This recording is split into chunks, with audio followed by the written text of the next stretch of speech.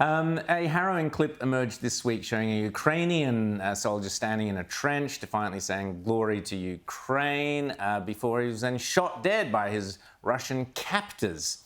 Here's a short clip from that moments before the brutal killing, which we won't show you.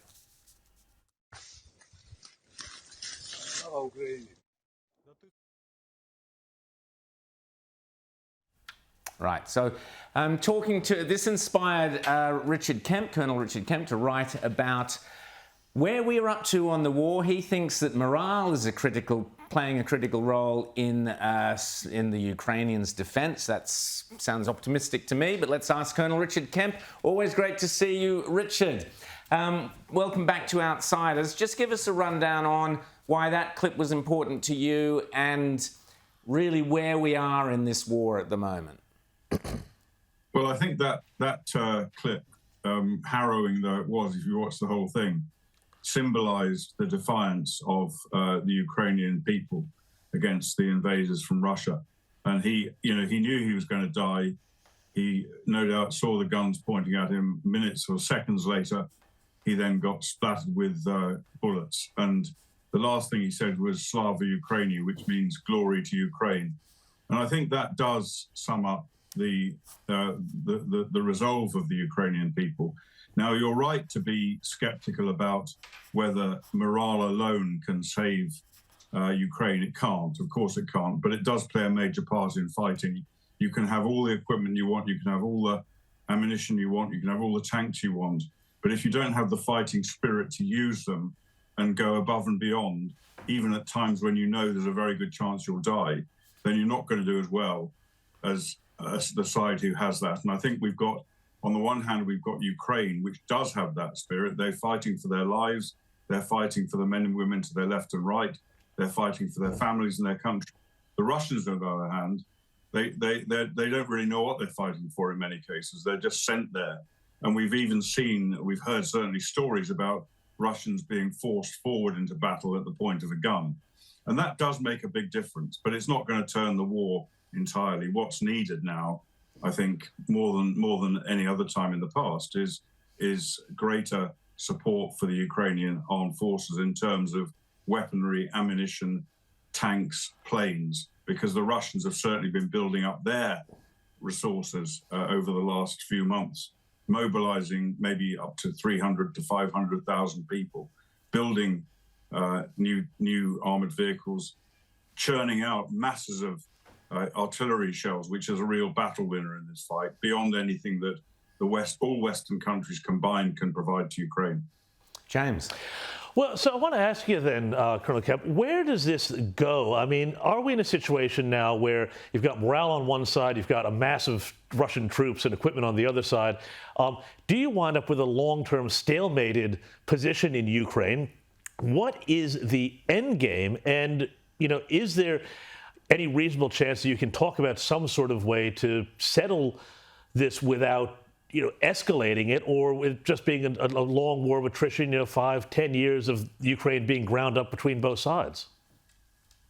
Well, it might be a long war of attrition, or it might be a shorter war.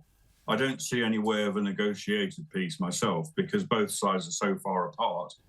Putin can't possibly, let's say, return to the February 2022 lines on which he started the invasion. He can't do that. He's lost so much in Russia, so many people killed, so much economic damage, so much isolation in the world. He's hugely damaged Russia. He's got to have something to show for it. And on the other hand, Ukraine, President Zelensky has made it very clear he's not going to submit to Russia, not going to assign to them any land that they've taken in this war. So we're in a position where you can't really have a negotiated peace. I think peace is only going to come by a decision on the battlefield, by one side or the other winning. Now, I wouldn't like to predict which side is going to win. It's very difficult to say. We've got Russia much stronger in manpower terms and in terms of weapons of war and ammunition. And the only way that Ukraine can prevail, I think, is, as I mentioned just now, is for much greater support from the West. They've received a lot, but they need a lot more. Rita? Well, the appetite to give them a lot more has changed, particularly in the US. The polling shows that people who were previously supportive of the packages and the resources given to Ukraine are now saying enough. Tell me about the politics of that. How can the US continue to pour billions into this battle when the population is no longer as supportive of these measures? Well, it's very difficult, and I think so far the US has been actually quite cautious in the support they've given. They've waited until almost the last possible moment to provide the key equipment that Ukraine needs. And they've obviously, President Biden's mindful of the those people who don't want to support Ukraine or don't feel that it's the US's job to be doing so. I think while the current administration continues in Washington, we will see continued levels of support. In Europe, it's also problematic. We're seeing a drop in the number of people. I think in polling shows that the number of people supporting continued backing of Ukraine is dropping because people are getting, frankly, bored with the whole thing, and they're also suffering economic damage. So, yeah, you're absolutely right. It is a real long-term problem. And I do think, I believe we should continue to support Ukraine. We should increase that. But it will take a lot of political resolve by leaders on both sides of the Atlantic to do so. How much of what we're seeing at the moment, not just the Russian aggression, the Chinese aggression, what's happening in the Middle East, but throughout the world, how much of that is connected to the Biden administration's weakness? The fact that they're not exactly exuding strength and direction. Well, I consider the catastrophic Biden withdrawal from Afghanistan in 2021 to be the proximate cause of Putin's invasion. I think Putin saw America and then made a decision that he was happy to invade and did so.